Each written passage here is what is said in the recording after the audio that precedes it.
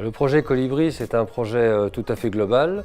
L'idée de départ, tout simplement, c'est de se dire mais comment on pourrait libérer les énergies des gens dans une entreprise qui est en général assez pyramidale et structurée.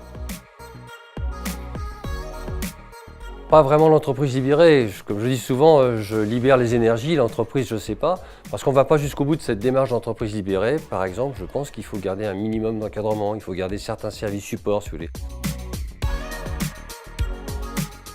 Oui, alors on a mis en place finalement toute une hiérarchie d'outils et de méthodes. On a commencé par des conférences de l'acculturation, etc., des associations où les gens vont comme innovateurs, ainsi de suite, pour s'imprégner un peu de ce qui se fait à l'extérieur. Ensuite, on a mis en place Progressence, qui est une forme de lean management.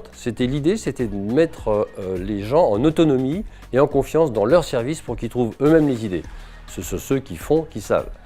Et après, on a été encore plus loin en faisant l'innovation participative. C'est-à-dire, au-delà du service, dans n'importe quel endroit de la caisse, chacun peut apporter une idée intéressante. Alors, outre le fait qu'on voit de plus en plus de gens qui sont engagés, qui ont envie de venir travailler, parce que le tout, c'est de redonner du plaisir à travailler, les principaux résultats qu'on a obtenus, c'est quand on a réorganisé la plateforme de service sous une façon tout à fait autonome. Les gens choisissent leur planning et choisissent leurs horaires. Le taux d'absentéisme a quand même diminué considérablement, de 30%, et le turnover a été divisé par 2. Il y a encore des améliorations à apporter. Mais ça, c'était des résultats qui n'étaient pas gagnés d'avance.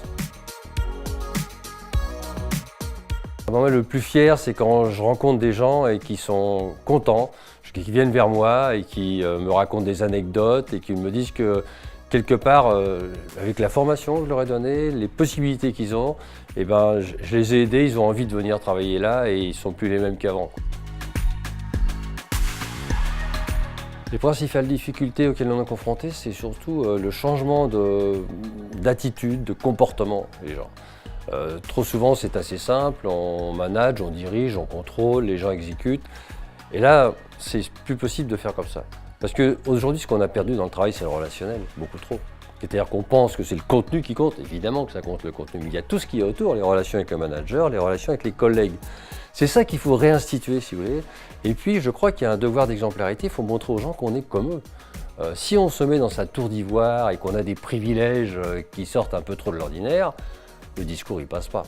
Parce que les gens, ils n'ont pas envie de s'investir et de vous suivre si jamais il y a un trop grand décalage. Donc c'est ça la difficulté qu'on a, mais quotidiennement.